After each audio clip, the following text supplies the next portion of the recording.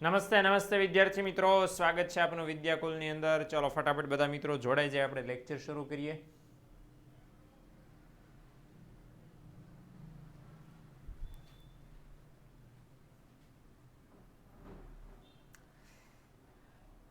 Okay okay okay રે okay રે okay.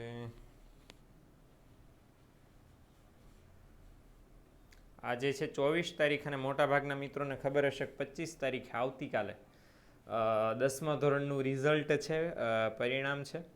અને એના 2-4 કે 5 દિવસ પછી મે બી 12મા ધોરણનું કોમર્સનું રિઝલ્ટ આવી શકે. અને તૈયારીઓ પૂરી થઈ રહી છે. આવતીકાલે તો શોર છે જ 8 વાગ્યે 10મા ધોરણનું રિઝલ્ટ. અને અમારી તૈયારી તડામાર થઈ રહી છે, કારણ કે આવતીકાલથી ઢગલો થવાનો છે બધા વિડીયોઝનો. ઓકે, ચાલો. અને આવતીકાલથી બધા ટોપર્સને ઇન્ટરવ્યૂ લેવાનું શરૂ થઈ જશે આવતીકાલથી. અને બધું ધડાધડી ચાલવાની છે. એટલે અત્યારે બધી બહાર જે તમને અવાજ જેટલો સંભળાશે બધી દોડાદોડીની જ છે.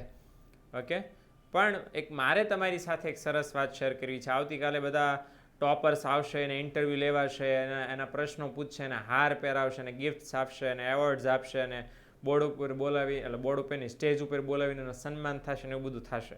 અને આ બધાને જોઈને તમને એવી ઈચ્છા થતી હશે કે સાહેબ આપણે પણ ટોપર બનવું છે તમારે ટોપર. એટલે કેટલા જણા એવા છે કે જેને ટોપર બનવું છે? એમાંથી ટોપર મારી ભાષામાં મતલબ એમ કે ટોપરનો મતલબ શું થાય? ધારેલા ટકા લાવે. શું? જેટલા ટકા ધાર્યા છે એટલા તમે લાવી દો, ધેટ ઇઝ ટોપર. હવે હું એમ કહું ભાઈ મારે 11માં 10મા ધોરણમાં 54% હતા અને 12માં 70 આવવા જોઈએ, 70 લાવી દીધા ને તમે, તો તમે ટોપર લાવવા માટે એવું નહીં 99.99%, તો 99.99% બધાને થોડા આવવાના છે. તમે જે ટાર્ગેટ ધારીને બેઠા હતા એના કરતાં વધારે લાવી નાખ્યા તમે, તો તમે ટોપર. સીધી ને સરળ વાત છે. તો બધા મિત્રો એક સુરમાં એવું કહે છે કે સર અમારે બધાને ટોપર બનવું છે. હું તમને છે ને થોડા દિવસોના અંતરે તમને ટિપ્સ આપતો જઈશ. રેડી? એક સાથે શું છે કે આ જરાક એવું છે કે આ ચોખ્ખા ઘીમાં બનેલો મોહનથાળનો પાક છે. એક સાથે આપી દઉં તો ઝાડા. એટલે હું તમને થોડુંક રોજ એક ટુકડો આપતો જઈશ, એટલે સરસ મજાનું સ્વાદ લેતા તમે ખાઈ શકો. આજે નાની એવી ટ્રીપ કે ટોપર બનવું છે તો નંબર 1 એનો ઉપાય છે કે માઇન્ડસેટ ટોપરનો બનાવો. ટોપરનો માઇન્ડસેટ બનાવવા માટે પહેલો રસ્તો એ છે કે ગામની પાસેથી શોર્ટકટ માગવાનું, આઈએમપી માગવાનું અને ખાતરી માગવાનું મૂકી દો, બંધ કરી દો. ઓકે, આમાં હમણાં હું છે આની પહેલાં બીએનો લેક્ચર શરૂ હતો, અને બીએનો લેક્ચર શરૂ હતો એમાં તમારામાંના ઘણા બધા મિત્રો, સર મને ખ્યાલ છે ત્યાંથી પીવાયક્યુ કરાવતા હતા, અને આમાંના ઘણા બધા એવું પૂછતા હતા. કોણ મને સ્ક્રીનમાં તો દેખાતો નહોતો, કોણ પણ હશે, મે બી નામ નથી ખબર. તો કે સાહેબ પીવાયક્યુ કરીએ તો કેટલા માર્કનું પૂછાય? હવે મે બી ક્યારેક સર આઈએમપી લઈને આવશે, સાહેબ આઈએમપી કરીએ કેટલા માર્કનું પૂછાય? સાહેબ સ્વાધ્યાયના પ્રશ્ન સોલ્વ કરશે, સ્વાધ્યાય કરી નાખીએ કેટલા માર્કનું પૂછાય? ખાલી ચોપડી કરીએ તો હાલે? ખાલી એક વ્યાખ્યા કરીએ તો હાલે? આ તમારે ખાતરી, આ વેલિડેશન સાહેબ પાસેથી શું લેવા જોઈએ છે?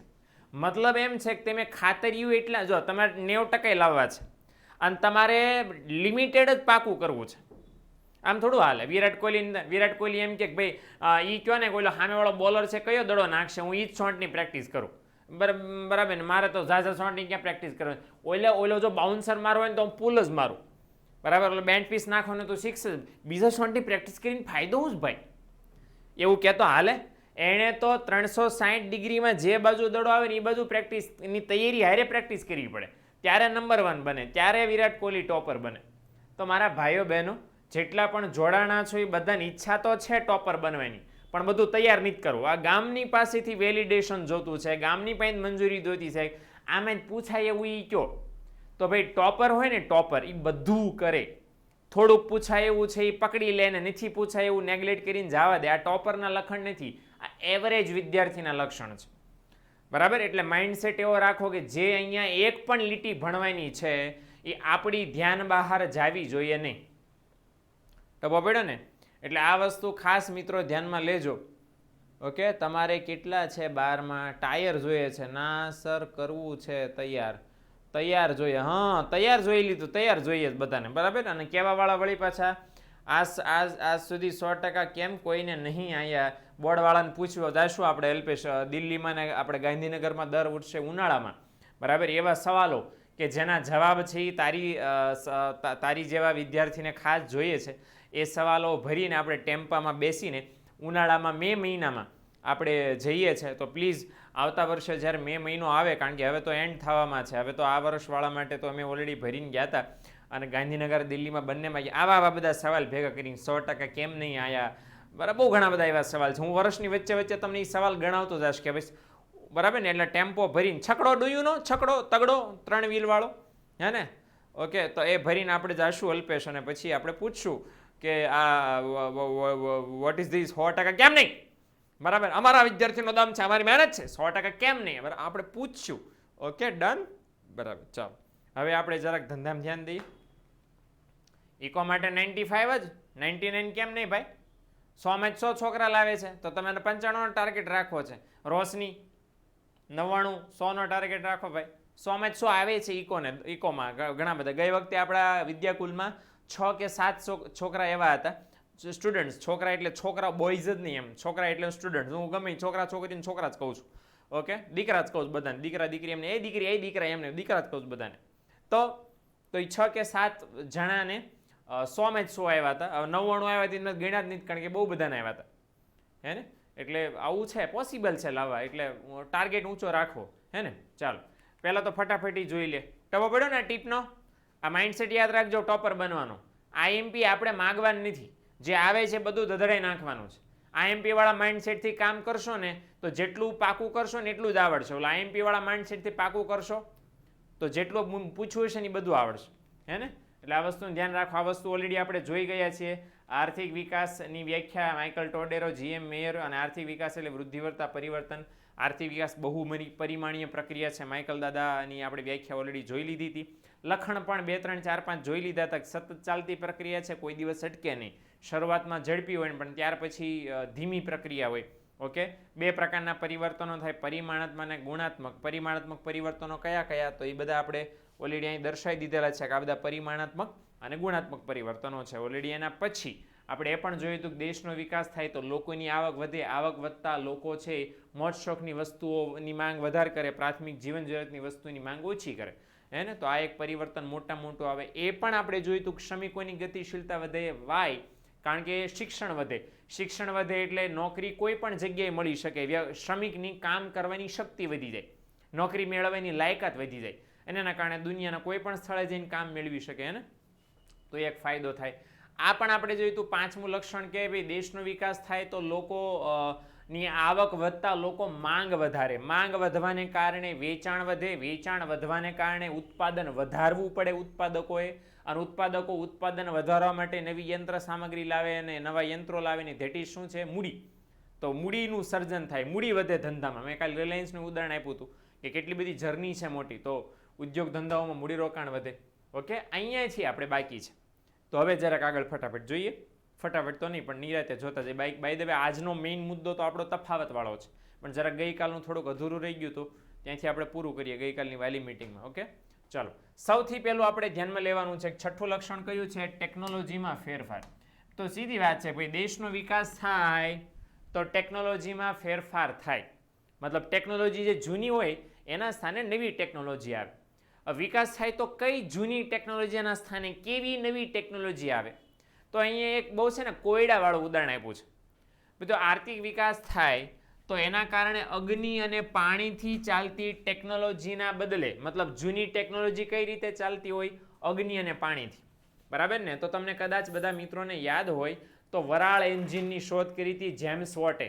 ઇંગ્લેન્ડનો એ ઘુઘેશ હતો, એ વૈજ્ઞાનિક કહેતો નથી. કેમ? કારણ કે ઘુઘાની શોધના કારણે અંગ્રેજોએ આખા ઇંગ્લેન્ડમાં સુતરાઉ મિલોની સ્થાપના કરી. સુતરાઉ મિલોની સ્થાપના કરી એના કારણે સુતરાઉ કાપડનું ઉત્પાદન ઝડપી બન્યું.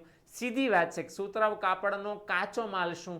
કપાસ અને ગળી, અને કલર કરવા માટે બ્લુ કલરનો પાવડર, જે છોડવાના પાંદડાને ક્રશ કરીને મહેંદીની જેમ બનાવવામાં આવે. બંને વસ્તુ મિત્રો ભારતમાં ઉગતી હતી. અંગ્રેજો ભારતના ખેડૂતો પાસે ફરજિયાત આ બંને વસ્તુ ઉગાડવાતા હતા. કાચો માલ ઇંગ્લેન્ડમાં લઈ જઈને સુતરાઉ કાપડ બનાવે, અને સુતરાઉ કાપડ બનાવીને વળી પાછા ક્યાં વેચી? ઇન્ડિયામાં. એટલે આપણે છાનમાન શું કરવાનું? કાચો માલ બનાવી દેવાનો, તૈયાર માલ ખરીદી લેવાનો, અને એ લોકો બનાવીને નફો કમાયા કરે.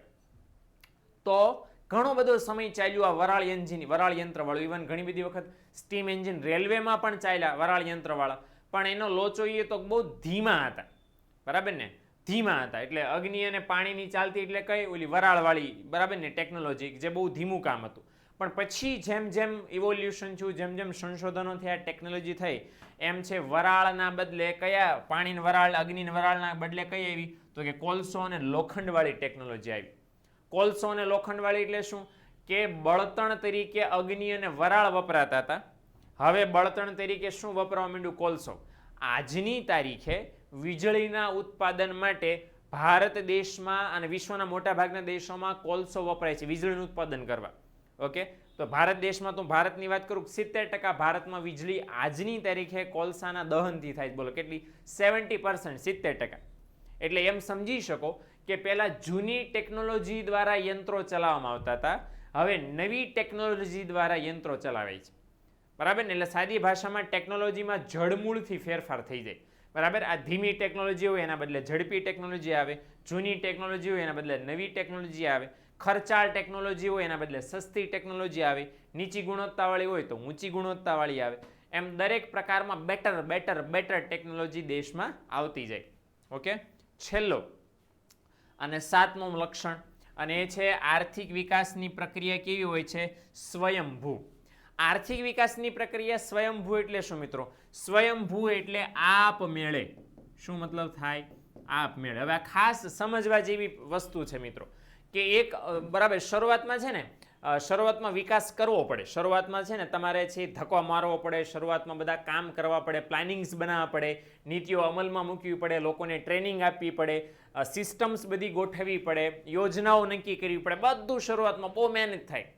પણ પછી એક વખત શરૂ થઈ જાય પછી તમારે બળ કરવું પડે નહીં, ઓટોમેટિક ચાલ્યા કરે, બરાબર. ઓટોમેટિક એક બહુ ઢગલાબંધ ઉદાહરણો તમે દઈ શકો. સાદી ભાષામાં તમે ગાડી ઉપર હો, બરાબર, અને ગાડી આમ તમે આમ કરીને ચલાવ્યું, તમારે ગેરે પારો, એમ તો શરૂઆતમાં પહેલાં તો કિક મારવી પડે, ચાવી તમારે નાખવી પડે, કિક ગેરમાં છે કે નહીં, ગાડી ન્યુટ્રલ ઉપર ચલાવવી પડે, બહુ બધા ટ્રાય કરવી પડે. You can say cycle also, પણ આપણે હું તમને ગાડીનું કહી દઉં, બરાબર ને. પેટ્રોલ પુરાવવું પડે, હવા છે કે નહીં ચેક કરવી પડે, એન્જિનમાં ઓઇલ છે કે નહીં બધું ચેક કરવું પડે, બહુ મથામણ થાય. કિકઈ મારવી પડે, કિકનો હોય તો સેલપ લગાડવું પડે, ગેરમાં નાખીને આમ તમારે રેસઈ આપવો પડે. એક વખત ગાડી સ્પીડમાં આવી ગઈ પછી તમે ગેરમાંથી કાઢી નાખો, પછી તમે લીવર ન આપો તો એ ગાડી ચાલી જાય કે નહીં, હા કે ના, ચાલી જાય કે નહીં. સેમ સાયકલનું શરૂઆતમાં બહુ પેડલ મારવા પડે, પટ પટ પટ પટ પટ પટ પટ, પણ એક વખત પેડલ માર્યા, મોમેન્ટમ આવી ગયું એટલે સાયકલ ચાલે ને. અને યાદ રાખજો, સાયકલ ચાલે પણ સાયકલ પેડલ મારવાનું બંધ કરી દીધું એટલે સાયકલ ચાલવાની સ્પીડ કેવી હોય, ધીમી. ભલે ધીમી છે પણ સાયકલ ક્યાં જાય છે, આગળ. સાયકલ મારી સરળ જાય, હવા સાથે વાતો કરતી જાય, એમ સમજણ પડી. એટલે કહેવાનો મતલબ એ કે શરૂઆતના તબક્કામાં છે ને બહુ બધા પ્રયત્નો સરકારે કરવા પડે વિકાસ કરવા માટે, પણ એક વખત વિકાસની પ્રક્રિયા શરૂ થાય ત્યાર પછી વિકાસ આપમેળે ચાલ્યા કરે. ડન. તો આ છે આર્થિક વિકાસના 7 લક્ષણો. હવે આ જે 7 લક્ષણો છે એના આધારે હું તમે બધા જાણી શકીએ કે કોઈ દેશમાં વિકાસ થઈ રહ્યો છે કે નહીં. તો મિત્રો, રાજીના, ખુશીના સમાચાર એ છે કે ભારત દેશમાં ઓલમોસ્ટ 7 લક્ષણો જોવા મળી રહ્યા છે. તો સાબિતી એવી થાય છે કે ભારત દેશમાં વિકાસ થઈ રહ્યો છે, હે ને. ચાલો, વિકાસ પણ દૂધનો ધોયેલો નથી. મતલબ એમ કે વિકાસની પણ મર્યાદા છે, વિકાસના ખ્યાલની પણ મર્યાદા છે. મકવાણા રોશની ટેકનોલોજી સર સમજાવો, બરાબર. હું ફરી વાર શોર્ટમાં સાદી ભાષામાં કહી દઉં, બરાબર. જૂની ટેકનોલોજી લખી દઉં ને એટલે તમને જરા ક્લિયર થઈ જાય. આ જૂની ટેકનોલોજી છે, બરાબર. કઈ જૂની ટેકનોલોજી? અગ્નિ અને પાણીથી ચાલતી ટેકનોલોજી. એ કઈ? તો કે પેલા વરાળ યંત્રવાળી. ઓકે, કે અગ્નિથી પાણી ઉકાળે, પાણીની વરાળ બને અને વરાળથી બધું ચાલે, યંત્રોને એવું બધું ચાલે. ઓકે, અને પછી કઈ ટેકનોલોજી આવી? તો કે નવી ટેકનોલોજી આવી. આ નવી ટેકનોલોજીમાં વરાળ ને અગ્નિ ને પાણી ને એવું કાંઈ નહોતું. એમાં શું હતું કે લોખંડવાળા યંત્રો, એમાં બળતણ તરીકે શું નાખવાનું? કોલસો, અને એનેથી ઉત્પાદન થાય. કોલસો છે બળ બની ગયું. પહેલા શું હતો? કાચો માલ, ઉર્જા ઉત્પન્ન કરવાનો પાણી. હવે ઉર્જા ઉત્પન્ન કરવાનો કાચો માલ શું આવી ગયો? કોલસો, બરાબર ને. સમજણ પડી? એટલે ઇન શોર્ટ જે ઇન્ગ્રીડિયન્ટ્સ છે, ઇન્ગ્રીડિયન્ટ્સ, બરાબર, તત્વો બધા એ શું થઈ જાય? બદલાઈ જાય. અને એ બદલાઈ જાય એટલે નવી ટેકનોલોજી આવે અને આના કરતાં વધારે સ્પીડી હોય તો વિકાસ થાય. આ તો ઉદાહરણ આપ્યું છે. હું એમ કહી શકું કે પહેલાં છે ઓલા ટાઈપરાઇટર હતા, એ ટાઈપરાઇટર છે ને એની જગ્યાએ કમ્પ્યુટર આવી ગયા. મોબાઈલ જાડા હતા, પતલા થઈ ગયા કે નહીં? પહેલાં ઓલા જાડા પાડા બુલેટ્સ હતા તો ગાડીઓ સરસ મજાની આવી ગઈ. તો ઇન શોર્ટ જૂની ટેકનોલોજીના સ્થાને નવી ટેકનોલોજી આવે તો એ ધેટ ઇઝ ટેકનોલોજીમાં ફેરફાર. ઓકે, ચાલો ડન ને. હાલો હવે આગળ આપણે જોઈએ આર્થિક વિકાસના ખ્યાલની મર્યાદા. ઓકે ભાઈ બહેનો, આર્થિક વિકાસ બહુ સારો છે ભાઈ બહેનો. ઓકે, પણ જરાક લોચામાં લાપસી છે કે લાપસીમાં લોચો છે કે બે એક જ છે જોઈએ. ઓકે, 4 જેટલી મર્યાદાઓ છે. મર્યાદા નંબર 1 કે આર્થિક વિકાસ દેશની પ્રગતિ અને આર્થિક બાબતોની સ્થિતિ રજૂ કરી શકે. મતલબ તમે કોઈ પણ દેશનો આર્થિક વિકાસ માપો તો ખબર પડે કે દેશની પ્રગતિ કેટલી થાય અને દેશમાં આર્થિક બાબતો કેવી છે. આર્થિક બાબતો એટલે શું? લોકોની દેશની રાષ્ટ્રીય આવક કેટલી, માથાની ઠાવક કેટલી, ઉત્પાદન કેટલું, ગુણવત્તા કેટલી, વોટેવર. ઓકે, એટલે દેશનો વિકાસ કેટલો, દેશની પ્રગતિ કેટલી થઈ, દેશ કેટલો આગળ વધ્યો એ તમે જાણી શકો. અને દેશમાં આવક ને ઉત્પાદન ને રોજગારી ને ગરીબી બધું કેટલું ક્યાં પહોંચ્યું એ પણ જાણી શકો. લોચો શું? પણ આ પણ છે ને પરંતુ બહુ મોટો છે. પણ માનવીનો વિકાસ અને માનવીની પ્રગતિનો સાચો માપદંડ આર્થિક વિકાસ બની શકતો નહીં. દેશનો વિકાસ જાણવો છે, જાણી શકો. લોકોની આવકમાં કેટલો વધારો થયો છે જાણવો છે, જાણી શકો. પણ માણસનો કેટલો વિકાસ થયો, માણસના કલ્યાણમાં કેટલો સુધારો થયો, માણસનું જીવન ધોરણ કેટલું સુધર્યું એ એક્ઝેક્ટલી સરળતાથી માપી. અહીંયા તો એવું લખ્યું છે કે માપદંડ બની શકતો નથી. હા, એ વાત અલગ છે કે આર્થિક વિકાસ દ્વારા લોકોનું જીવન ધોરણ જાણી શકાય ફોર શ્યોર, પણ પરફેક્ટલી જાણી શકાય નહીં. હું એમ કહું કે અમેરિકાના દેશના લોકોનું જીવન ધોરણ બહુ ઊંચું છે ને દર અઠવાડિયે ગોળીબાર થાય છે અને કોઈક માથા ફેરેલો આવે ને ધર ઉપાડ લે બોલ. ઓકે, ઇવન ત્યાં સુધી જાપાન જેવો વિકસિત દેશ, હમણાં ગયા અઠવાડિયે હું વાંચતો હતો ને એમાં જાપાનમાં એવું છે, જાપાન વાળાએ સ્માઇલ એક્સપર્ટ્સ રાખ્યા છે. બોલો, સ્માઇલ એક્સપર્ટ્સ. સ્માઇલ એક્સપર્ટ શું કરે ભાઈ? તો કે તમને દાંત કાઢતા શીખવાડે, હસતા શીખવાડે. બોલો, ગજબ. કેમ? કારણ કે કોરોના પછી સ્ટ્રેસ આ લોકોનું એટલું વધી ગયું છે કે હસતા ભૂલી ગયા છે આ લોકો. હવે આ કેવા દેશો છે વિકસિત? હું તમને વાત કરું છું વિકસિત દેશોની.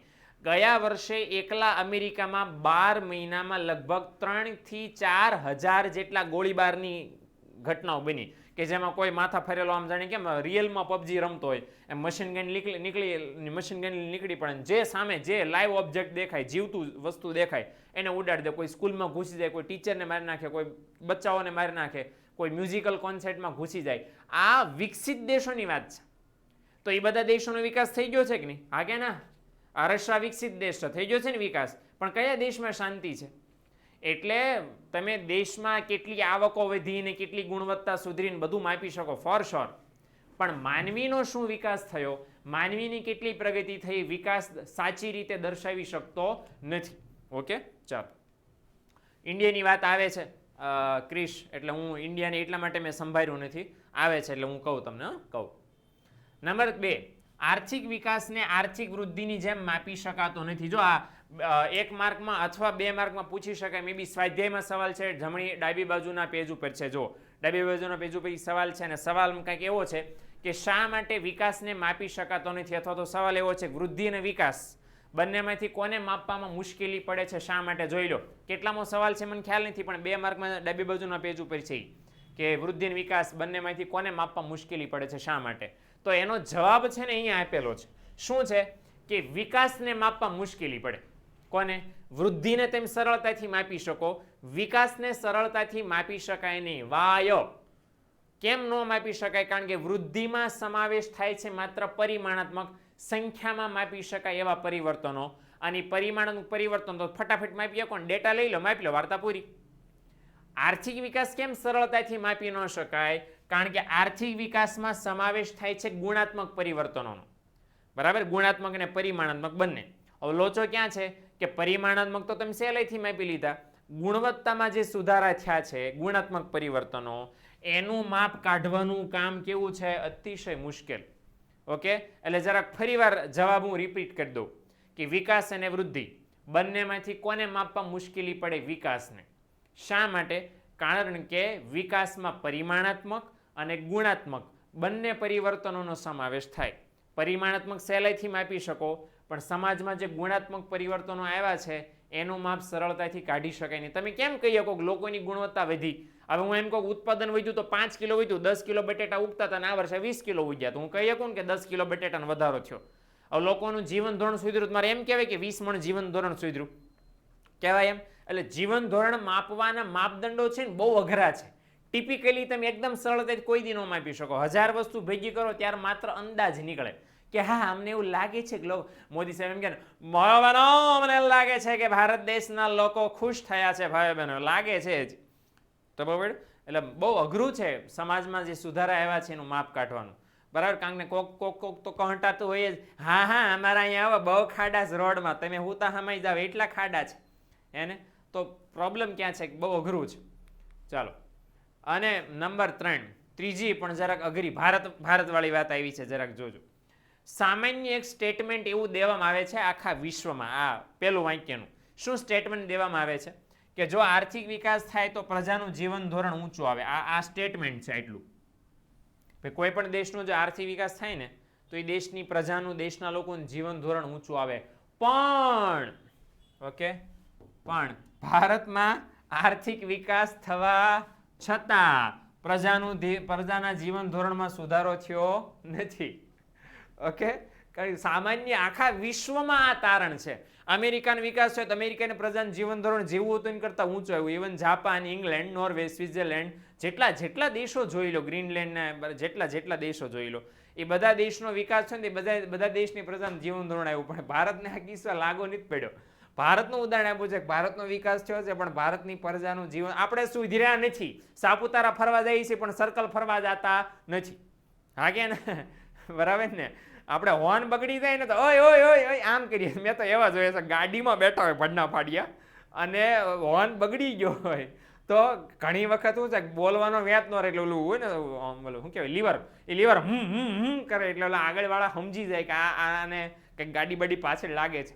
અને અલ્ટ્રા પ્રો એટલે ટેમ્પાવાળા છકડા એને તો હોર્નની જરૂરત ન પડે કારણ કે એનો અવાજ જ એટલો બધો હોય 3 કિલોમીટર આગળથી ખબર પડી જાય કે આ છકડો કે ટેમ્પો ચાલ્યો આવે છે. પણ આ જરાક ઓલી ઇલેક્ટ્રિક વાળા હોય ને હોર્ન બગડ્યું ઓય ઓય ઓય આઘરે આ એમ કરે. ઓકે, અમારે ત્યાં નીચે સાયકલવાળા હવા પુરાવા આવે છે છોકરાઓ, નીચે દુકાન છે તો એ છોકરાઓ છે એને પેલું ટ્રીન ટોકરી હોય તો એ ટોકરી ન હોય એટલે એ ટોકરી વગરનો ટોકરીવાળો છોકરો ટ્રીન ટોકરી વગાડતો જાય પણ ટ્રીન વગરની ટોકરીવાળો છોકરો શું કરે મોઢે ટ્રીન મોઢેથી બોલાવતો જાય. તો આ ભારતની પ્રજા છે, નો સુધરે. ઓકે, પણ જો સીધી વાત છે કે એનો મતલબ એવો નથી કે આપણું જીવન ધોરણ સુધર્યું નથી, એનો મતલબ એવો નથી કે આપણો વિકાસ નથી થયો. હવે વિકાસ થયો છતાંય જીવન ધોરણમાં નથી સુધારો થયો એનું રીઝન હું તમને સીધું કહું છું. રીઝન એ છે કે ભારતમાં અસમાન વહેંચણી બહુ છે. બરાબર, ગઈકાલે આપણે વાત કરી હતી, પૂજા ખોટું નહીં લગાડતી, મુકાભાઈ આપણા જે છે તો તે મને કીધું ત્યારે ખબર પડી ને બાકી મારું ધ્યાન તો હતું જ નહીં. તો તે કીધું કે મારા પપ્પાના મુકાભાઈ છે, હું શું કરું એમાં. પણ આપણા મુકાભાઈ જે છે એ જેટલું કમાય છે એટલું આપણે બધા નથી કમાતા. દેશની એવરેજ વસ્તી છે એ બહુ ગરીબ છે, હે ને? હમણાં 2 મહિના પહેલાં કંઈક રિપોર્ટ પબ્લિશ થયો હતો કે ભારત દેશની 45% વસ્તી એવી છે કે જે એકવાર દવાખાને જાય ને પછી બીજી વાર એકવાર દવાખાને જઈને બહાર આવે ને એટલે ગરીબ બની જાય. બરાબર, એ લોકો ગરીબીથી બસ એક જ હોસ્પિટલના ફેરાથી દૂર છે. મતલબ આવક એટલી નીચી છે અને હોસ્પિટલના બિલ એટલા ઊંચા છે. બરાબર, એટલે આ ખતરનાક લેવલ છે આપણું. ઓકે, વિકાસ થયો છે પણ બહુ બધા ક્ષેત્રોમાં નથી થયો, અમુકમાં જ થયો છે. ઓકે, બરફીનો લાભ બધા નથી મળ્યો એમ ટૂંકમાં. મારી જેવા રહી ગયા છે, દેખાય છે ને તમને? મારી જેવા રહી ગયા છે. ઓકે, હાલો, એટલે જો વિકાસ થાય તો પ્રજાનું જીવન ધોરણ સુધરશે જ એમ કહી શકાય નહીં. Okay, done. તો આ 3 મર્યાદાઓ છે. પહેલી મર્યાદા કઈ? દેશની પ્રગતિ દર્શાવે, દેશની બાબતો દર્શાવે પણ માનવીનો વિકાસ ને માનવીની પ્રગતિ દર્શાવે નહીં. નંબર 2, વિકાસને વૃદ્ધિની જેમ માપી શકાય નહીં. કેમ? કારણ કે વિકાસમાં આવે છે ગુણાત્મક પરિવર્તનો, એને માપી શકાય નહીં. નંબર 3 કે વિકાસ થાય તો પ્રજાનું જીવન ધોરણ ઊંચું આવશે જ એમ કહી શકાય નહીં. ચલો, આપણી કંપની આપણી કન્ટ્રી વસ્તીમાં હાલે, બાકી લોચો છે. હા બરાબર, એમાં જ આપણે આગળ છીએ, બાકી તો ઠીક. હવે એમાંય આગળ છે ને ભૂખમરામાંય આપણે આગળ છે. 15.2% વસ્તી ભૂખમરાનો શિકાર છે. કેટલા ટકા? 15.2% લોકોને વ્યવસ્થિત, આ તો દુઃખદ આંકડો છે, આપણે હસતા કહીએ છીએ. 15.2% ભારતની મતલબ દર 100એ 15 જણા મિત્રો એવા છે કે જેમને આપણી જેટલું ગુણવત્તાવાળું ખાવાનું મળતું નથી. અને આ મામલે આપણે પહેલા નંબરે છે. આ શરમની વાત કહેવાય ને આપણા માટે. તો જ્યારે પણ ખોરાક બગાડો ને તો આંકડો યાદ રાખજો, બરાબર. આ રિયલ આંકડો છે. મે બી અત્યારે કદાચ વધ્યો હશે કોરોના પછી, આ ઘટ્યો નહીં હોય, વધ્યો હશે ફોર શ્યોર. ઓકે, હાલો ચાલો આગળ વધીએ આપણે. ડીપીપી તો ઓલરેડી આપણે ગઈકાલે જોઈ લીધું હતું, એટલે યસ. વિકાસ અને વૃદ્ધિનો તફાવત આપણે જોઈ લઈએ. જે પણ મિત્રો છે કહેતા હતા સર વેર ઇઝ તફાવત, વોટ ઇઝ તફાવત, તો ધીસ ઇઝ ધીસ.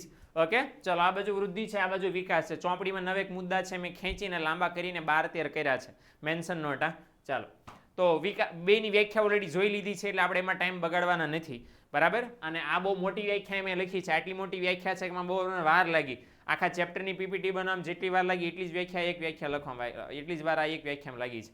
એટલે આ બાજુ વિકાસની વ્યાખ્યા લખી છે ને આ બાજુ વૃદ્ધિની વ્યાખ્યા લખી છે. ડન. ઓકે, તો પહેલો મુદ્દો તો વ્યાખ્યાનો બને કે ભાઈ મેં એના મિનિંગ અલગ છે, મિનિંગ સેમ નથી.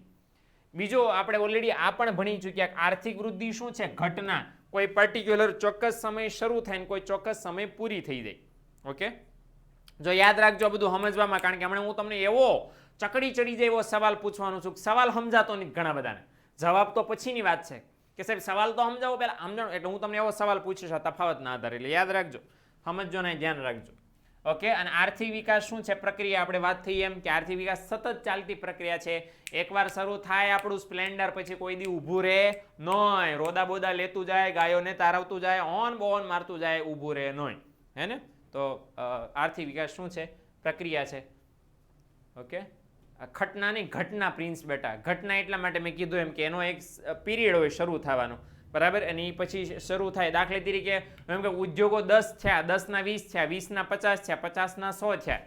એ પર્ટિક્યુલર છે ને ઉદ્યોગ આજ વધ્યો એક, પછી આમ કે થોડો એકનો 2ના 2ના 4ના 4 થી લિમિટેડ હોય ને દેશમાં. એમ કહો ભાઈ વધીને કેટલા ઉદ્યોગો વધે, તો એ એક લિમિટ છે. એ લિમિટ પૂરી થાય પછી કંઈ વધ જ ન કરે, બરાબર. પછી ગુણવત્તા સુધરે. હું એમ કહું મારી આવક 5000 હોય તો 5000માંથી 50000 થાય, 5 લાખ થાય, 5 કરોડ થાય, 50 લાખ થાય, પછી કોઈ 5000 કરોડ ન થઈ જાય કે નહીં.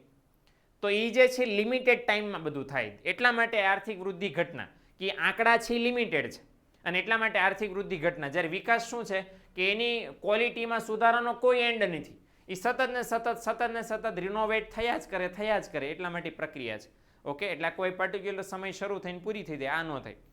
ઓકે, હાલો ચાલો બીજું નંબર 3 કીધું છે પરિવર્તન. તો ઓલરેડી આ પણ આપણને ખબર છે કે આર્થિક વૃદ્ધિમાં માત્ર ને માત્ર પરિમાણાત્મક પરિવર્તન ધ્યાનમાં લેવાય, જ્યારે વિકાસમાં પરિમાણાત્મક અને ગુણાત્મક બંને પરિવર્તનો ધ્યાનમાં લેવાય, હે ને? હાલો ડન. વિશાલ, હમણાં હું એક લઉં છું તમને, ઓલો પ્રશ્નનો ગૂંચવણ વાળો કહું ત્યારે જ લઈ લઉં છું, ઘટના અને પ્રક્રિયા કઈ રીતે. ને ચાલો સાધનો જોઈ લો. સાધનો શું? હવે આ ચોથો મુદ્દો જરાક સમજવા જેવો છે. ભલભલાને સમજાતો નથી, તમને સમજાઈ જાય તમે હોશિયાર વિદ્યાર્થી કહેવાશો. ચોથો મુદ્દો શું છે વૃદ્ધિમાં? તો એવું કહેવા માંગે છે કે વૃદ્ધિમાં શેને મહત્વ, ભાર મૂકવામાં આવે એટલે મહત્વ આપવું. તો આર્થિક વૃદ્ધિના કોન્સેપ્ટમાં કઈ બાબતને વધારે મહત્વ આપવામાં આવે છે? તો અહીં આપણને ચોખ્ખું કીધું જ છે કે ઉપલબ્ધ ઉત્પાદનના સાધનોની કેવી ફાળવણી? પુનઃ ફાળવણી. એટલે ફરીથી વપરાશ. પુનઃ ફાળવણીનો મતલબ શું થાય? ફરીવાર વપરાશ. એટલે આર્થિક વૃદ્ધિનો પહેલા તો એ સમજી લો, સાધનો એ કયા સાધનો? તો સાધનો એટલે ઉત્પાદનના 4 સાધનો. કયા? જમીન, મૂડી, શ્રમ અને નિયોજક. તો દેશની પાસે જેટલા ઉત્પાદનના સાધનો અવેલેબલ હોય એને ફરીવાર રીયુઝ. જો કોઈ સરસ લખ્યું છે વિકાસે કે રીયુઝ, તો ફરીવાર કેમ વાપરવા? એકવાર વપરાણ, ગયા વર્ષે આપણે 100 કરોડ રૂપિયા અહીંયા વાપર્યા હતા, વળી પાછા આપણી પાસે 100 કરોડ રૂપિયા આવ્યા છે ફરીવાર નવા, તો એ 100 કરોડને હવે આ વર્ષે ક્યાં વાપરશું? તો તમે તમારી પાસે જે અવેલેબલ સાધનો છે એ અવેલેબલ સાધનોને ફરીને કઈ રીતે વાપરવા એના ઉપર મહત્વ મૂકવામાં આવે. તો પછી વિકાસમાં શું મહત્વ મૂકવામાં આવે છે? તો જો વિકાસમાં છે શું ધ્યાનમાં લેવાય? વણ વપરાયેલા સાધનોને વપરાશમાં લેવાના પ્રશ્નની ચર્ચા વિકાસમાં થાય. વણ વપરાયેલા એટલે વપરાયા વગરના.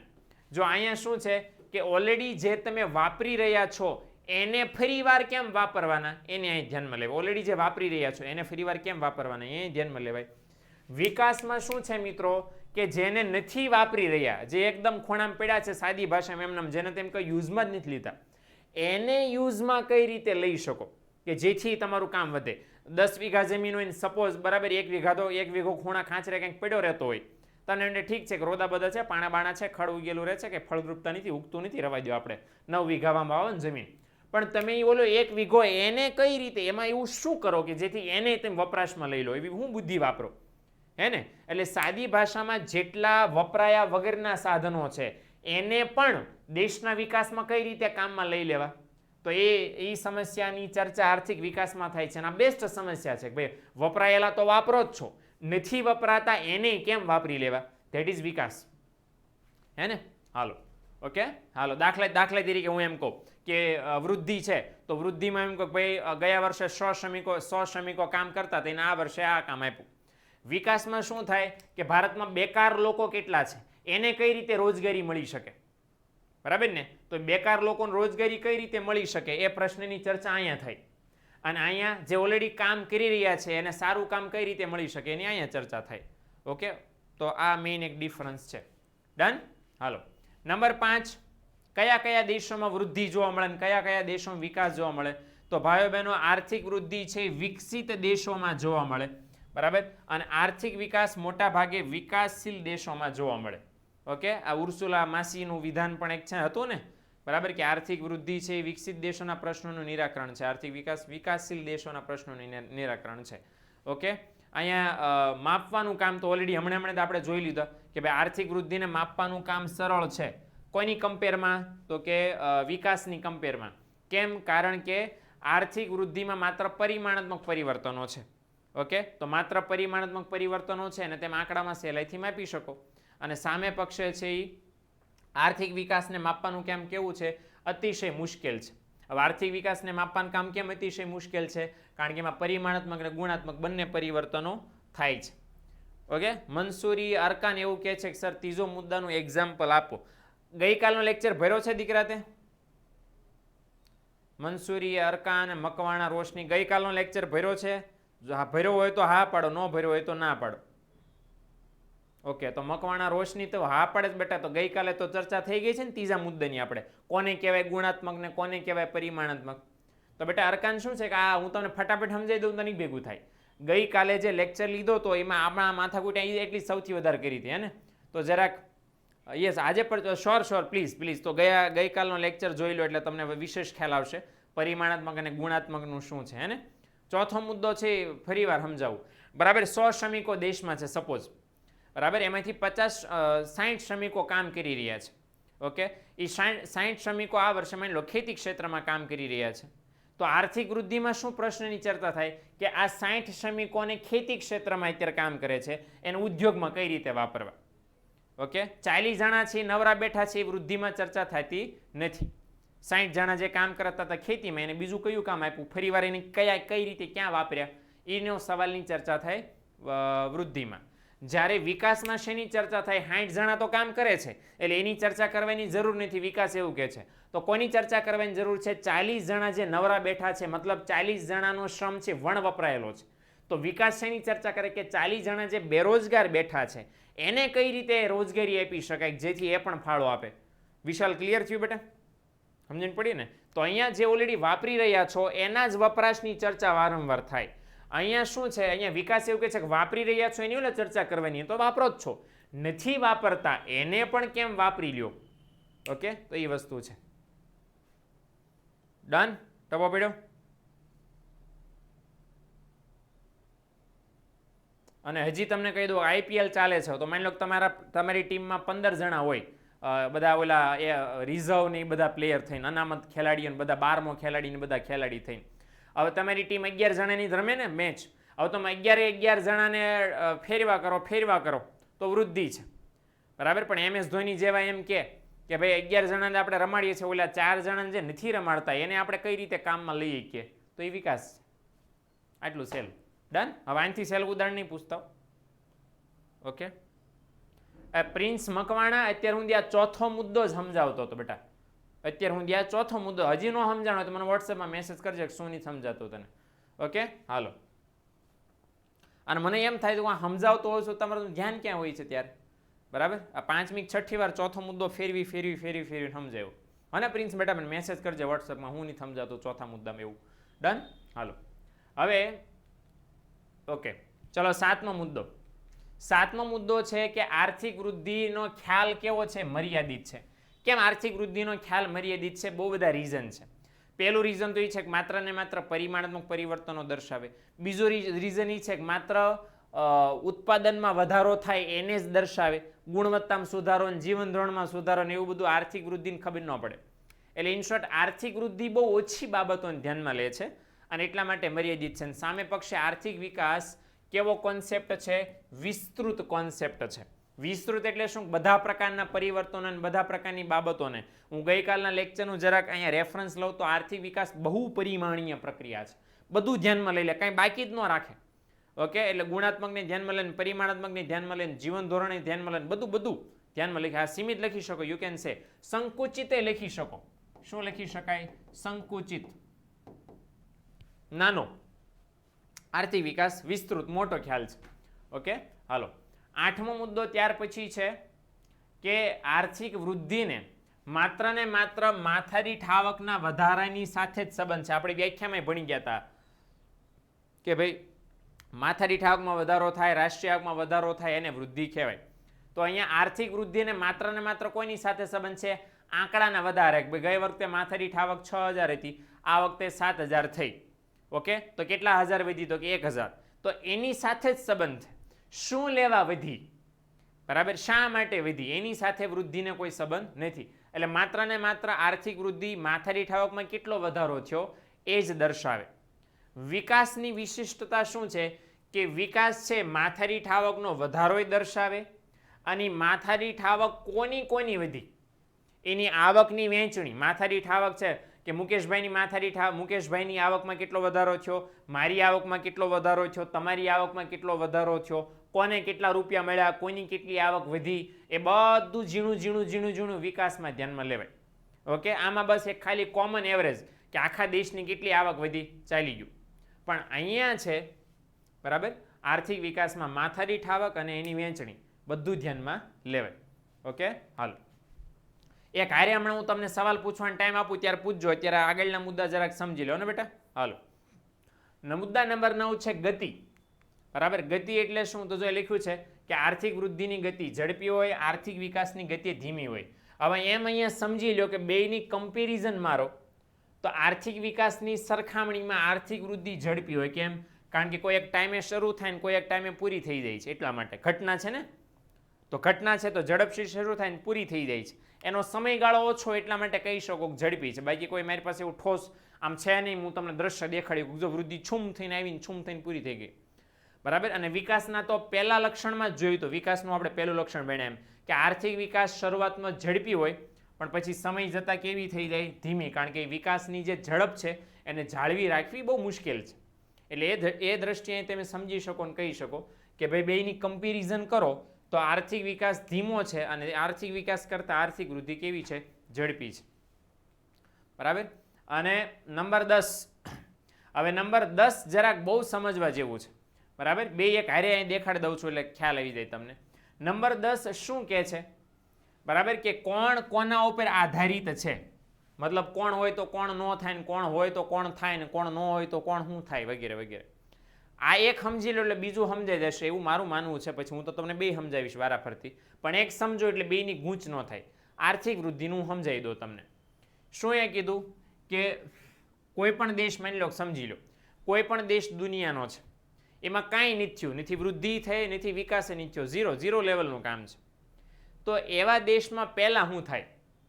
ઓકે, તો અહીંયા આપણને કીધું છે કે કોઈ એવો દેશ કે જેમાં આર્થિક વિકાસ થયો નથી. તો આર્થિક વિકાસ ન થયો હોય તો પણ આર્થિક વૃદ્ધિ શક્ય છે. મતલબ આ વાક્યનો મતલબ એવો થાય કે આર્થિક વૃદ્ધિ છે એ આર્થિક વૃદ્ધિને વિકાસની જરૂર પડે નહીં. મતલબ કોઈ પણ દેશમાં સૌથી પહેલા શું થાય? આર્થિક વૃદ્ધિ. શું થાય? આર્થિક વૃદ્ધિ. અને આર્થિક વિકાસ શું થાય? પછી. અને એટલા માટે કીધું છે કે આર્થિક વિકાસ વિના આર્થિક વૃદ્ધિ શક્ય છે. મતલબ આર્થિક વિકાસ ન થયો હોય તો પણ આર્થિક વૃદ્ધિ થાય. અને અહીંયા શું કીધું છે વિકાસવાળા લાઈનમાં કે આર્થિક વૃદ્ધિ ન થઈ હોય તો વિકાસ શક્ય નથી. કારણ કે વિકાસ કોના પાયા ઉપર થાય? વૃદ્ધિના પાયા ઉપર. બરાબર ને? એટલે એવું સમજી લેવું. બરાબર, કે પહેલા વૃદ્ધિ થાય પછી વિકાસ થાય. જો વૃદ્ધિ ન થઈ હોય તો વિકાસ થાય. આ તો એના જેવું થયું ને કે પહેલા મકાનનો પાયો બંધાય પછી મકાન બને. બરાબર ને, પાયાને મકાનની જરૂર નથી, મકાનને પાયાની જરૂર છે. તો પાયો વૃદ્ધિ છે ને મકાન વિકાસ છે, એવું સીધું સમજી લો. બરાબર ને, એટલે વૃદ્ધિ પહેલા થાય અને એના લીધે વિકાસ થાય. ઓકે, એટલે દેશમાં વિકાસ ન થયો હોય તો વૃદ્ધિ થઈ જાય, પણ જો વૃદ્ધિ ન થઈ હોય તો વિકાસ થાય નહીં. બરાબર, એટલે ફરી વાર કહી દઉં તો વૃદ્ધિને વિકાસની જરૂર નથી, વિકાસને વૃદ્ધિની જરૂર છે. ક્લિયર થઈ ગયું? એટલે આ વસ્તુ છે એ મિત્રો ધ્યાનમાં લેવાય. ઓકે, હાલો આગળ. મનોવલણ. મનોવલણ એટલે શું? લોકોની માનસિકતા. ગઈકાલે ખબર ઓલું જમવાવાળું આપણે ઉદાહરણ લીધું હતું કે પહેલા બહાર જઈને જમતા ને પછી હોટલમાં જમવા જતા ને સ્પેશિયલી જમવા જતા ને પછી રસોડું બંધ રાખતા ને પછી ઘરે મગાવવા માંડ્યા. તો ધેટ ઇઝ મનોવલણ.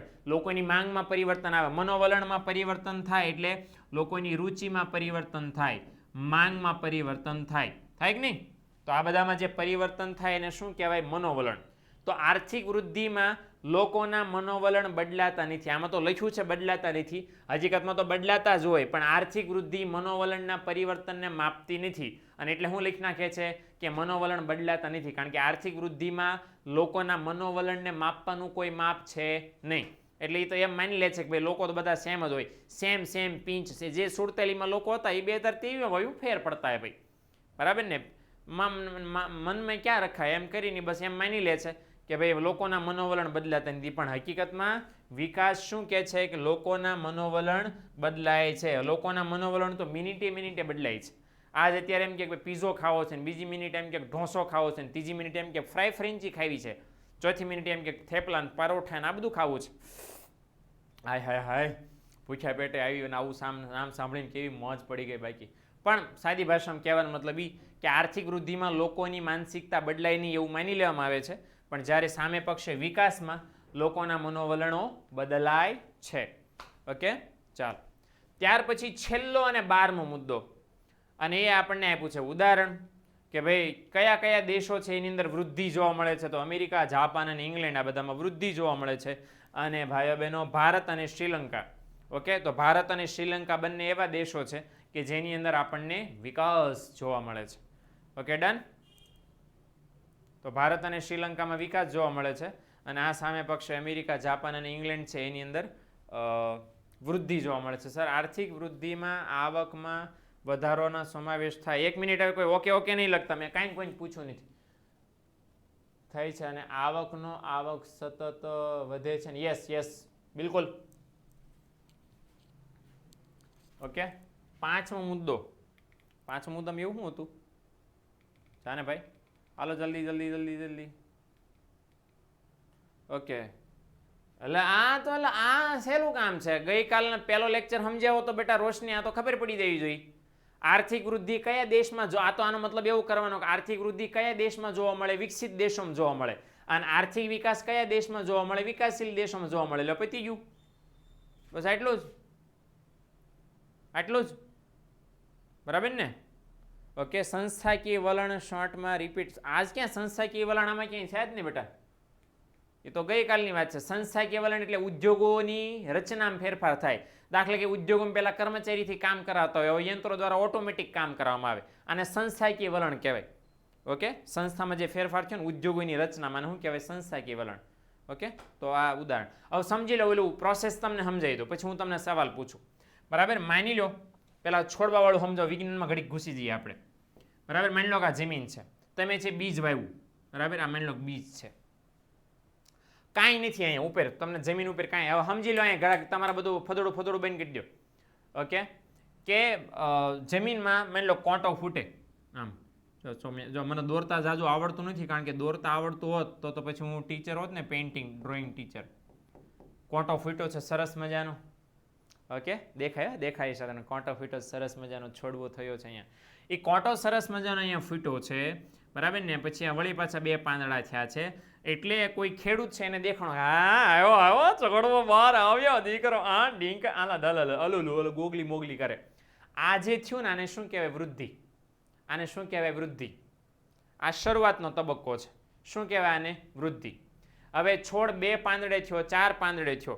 પછી હવે શું થયું કે આ લેવલમાંથી છોડવો મોટો થાય, બરાબર, એના પાંદડા મોટા થઈ જાય. આ પાંદડા છે એમ જ સમજી લેજો, બરાબર ને. એને ફૂલય આવે, એને ફળય આવે, આવે કે નહીં? ફૂલ ફળ બધું આવે, યસ ઓર નો? આ કે ના આવે ને? તો આને શું કહેવાય? વિકાસ. અને પછી તો તમને મજા આવી ગઈ, હા આને તો માંડ્યા આવા ફળ ને ફૂલ ને પાંદડા ને એવું બધું માંડ્યા મસ્ત આવે. ખાતર નાખો, પાણી નાખો, આ નાખો એટલે છોડવો ઓર મોટો થાય, બરાબર ને. પાંદડાના પાંદડાના પાંદડાના પાંદડાના પાંદડાના પાંદડાના પાંદડાના આવે, ફળના ફળના ફળના ફળના ફળ આવે, બરાબર. આને કહેવાય વૃદ્ધિ. ઓકે, સમજ્યા? એટલે બરાબર, આ મારા ડ્રોઈંગ ગજબ. આ છોડવો દોર્યો જ મેં આ, બરાબર. એટલે શરૂઆતમાં શું હોય? શરૂઆતનો તબક્કો છે એને વૃદ્ધિ કહેવાય. ત્યાર પછી એક તબક્કો આ જે છે, આ તબક્કો એવો આવે, બરાબર, કે જેને વિકાસ કહેવાય. અને પછી એક તબક્કો આવે, બરાબર, કે જેને છોડવો ફાટી પડ્યો એમ કહેવાય, એને શું કહેવાય? વૃદ્ધિ. એટલે પહેલા વૃદ્ધિ થાય, પછી વિકાસ થાય અને પછી વૃદ્ધિ થાય. એટલે વિશ્વના તમામ દેશોમાં સૌથી પહેલા શું થયું હશે? વૃદ્ધિ. ભારતમાં પણ 1947માં સૌથી પહેલા શું થયું હશે? વૃદ્ધિ. હવે મને ખબર નથી એક્ઝેક્ટલી કયા વર્ષમાં વૃદ્ધિ પૂરી થઈ, પણ એવું સમજી લો કે જેવી વૃદ્ધિ પૂરી થઈ એટલે ભારત કયા તબક્કામાં છે અત્યારે? ભારત આ તબક્કામાં છે.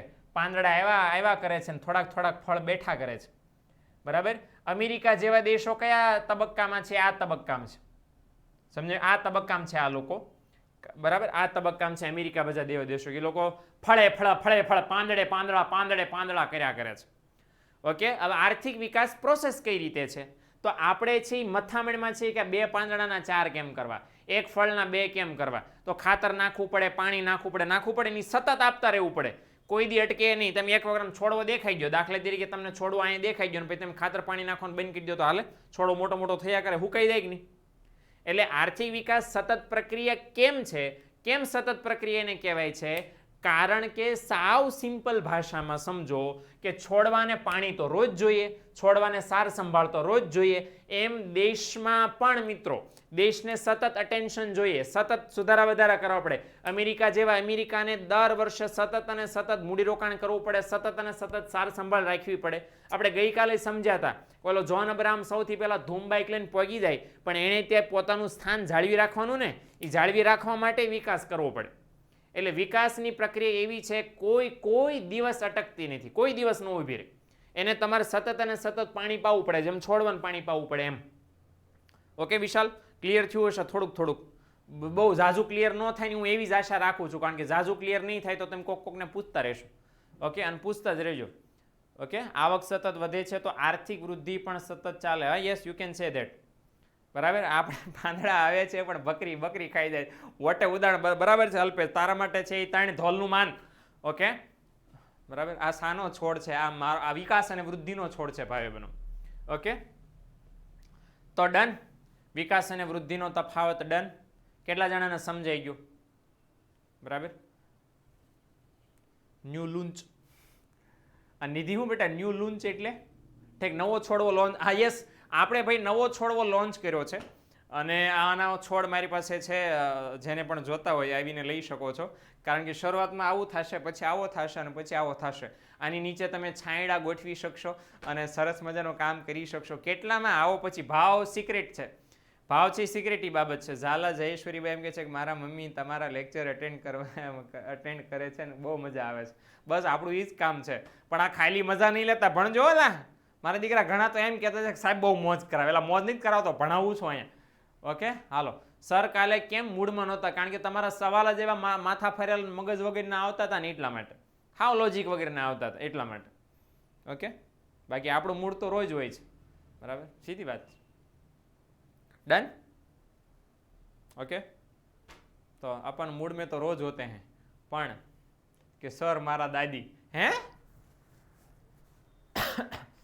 મારા દીકરાનું કેટલું સરસ સરસ મેં ઉદાહરણ આપ્યા, એક ને એક મુદ્દા 4 વાર સમજાવ્યા. તમને એ ન આવ્યું, તમને મેં આ વચ્ચે કીધું એની મજા લીધી, બોલો લ્યો. આને મારા ભણવાના એફર્ટની કોઈ કદર જ નહીં. આ તમને છોકરાઓ છે ને મારે કહેવું પડશે, મેં તમને ભણાવવામાં કેટલા ઉદાહરણ આપ્યું, એક ને એક મુદ્દો જેટલા એમ કીધું કે સાહેબ આ મુદ્દો સમજાવો, આ મુદ્દો બધી વાર સમજાવ્યું ને ધીરજ રાખીને મારા ગુસ્સા ઉપર ટિફિનની કુકર ફાટી જ જતો હોય પણ કંટ્રોલ રાખીને સમજાવ્યું કે નહીં ભાઈ. તો એ મારા દીકરાઓ છે એના વખાણ નહીં જ કરવા, વચ્ચે વચ્ચે જે મોજ કરે ને એના વખાણ કરવા છે. હા દીકરાઓ, હા કાંઈ વાંધો નહીં, કાંઈ વાંધો નહીં, ધ્યાનમાં જ છો બરાબર ને? ઓકે, કાંઈ વાંધો નહીં. ચાલો, મારી વાત થાય તો તમે મારી જ વાત કરો છો દર વખતે, કે મારા તમારી વાત થાય મારી જ વાત કરો તમે દર વખતે. કાંઈ ટેન્શન નહીં. ચાલો ડીપીપી ડિસ્કસ કરી લઈએ. ડીપાપામાં તો કંઈ ડિસ્કસ કરવા નથી, કારણ કે આ છોડવો આપણી પાસે આડો આવીને ઊભો રહી ગયો છે. ક્યાં એટલે છોડવો વયો ગયો? કાંઈ વાંધો નહીં, છોડવા માટે કંઈક મારે જગ્યા ગોતવી પડશે ને. બાય ધ વે આપણે છે ને ડીપીપી, ના આપણી પાસે છે, કોરી માહિતી છે. આ વૃક્ષવાળામાં ડીપીપી ડિસ્કસ કરી નાખીએ. શું કેવું? ચાલો બરાબર ને? અરે બાય નહીં, હે ભાઈ, એ ભાઈ અહીંયા ઈધર ધવલ, આ બાય વાળા જરા કાંઈ સાંભળી લો ડીપીપુ બરાબર. ડીપીપુ નહીં સાંભળો તો શું કરશો? હાલો, સૌથી પહેલો સવાલ છોડવાવાળામાં આપણે ડીપીપી દોરવાના છે. ઓકે ચાલો, હવે છોડવામાં આપણે ડીપીપી દો સ્માઇલી સાથે. ચાલો હું જરાક ઓલું શેતાન વાળું સ્માઇલી કરી નાખું. ઓકે, આમ હોય ને? યસ. ચાલો ત્યારે પહેલો સવાલ ભાઈઓ બહેનો, ડીપીપીમાં આર્થિક વિકાસના લક્ષણો સમજાવો. આ ગઈકાલે મેં બી લખેલો છે, મને યાદ નથી રહ્યો, એટલા માટે હું રિપીટ કરી દઉં છું બરાબર ને? આર્થિક વિકાસના લક્ષણો સમજાવો.